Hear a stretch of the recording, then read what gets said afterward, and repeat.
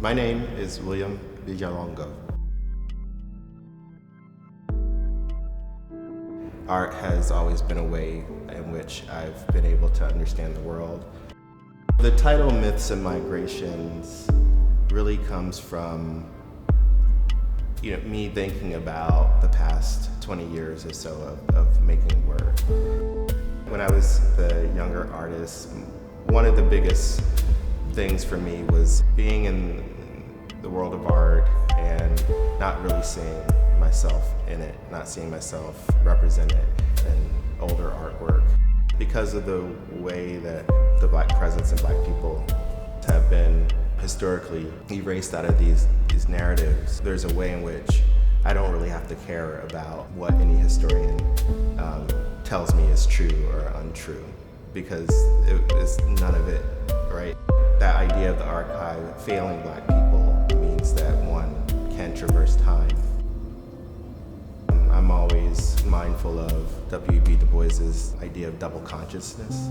This idea that to be in a Black body and to experience the world in a Black body is to understand oneself as a personal identity, but also be very aware of how the outside world is seeing you. And I am so interested in that tension, and I'm interested in how do you bring that tension to a viewer.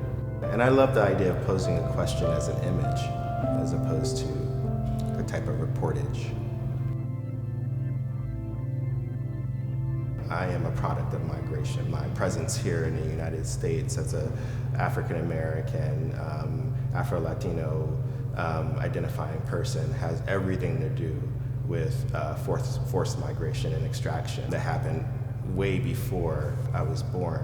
But it happens to be the way that I find myself here.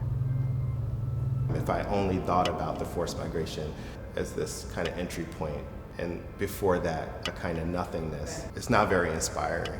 But it is inspiring to think this maybe moment of forced migration, however traumatic, really is a moment in a longer trajectory of time.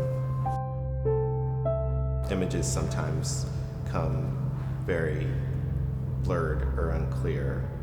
In other words, your consciousness or your concept about them is super clear, but visually it's mush or snippets, and you need to get it out. Then the research, right, starts to kick in, and the research is about fullness and complexity and deeply understanding the thing that I have in my mind's eye.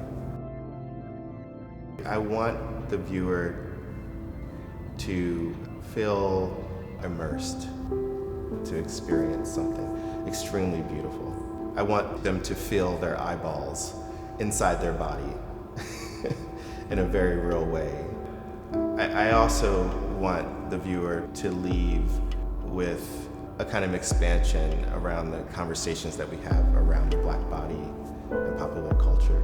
I want that to feel like an expansion in this exhibition. I want it to feel like a complication.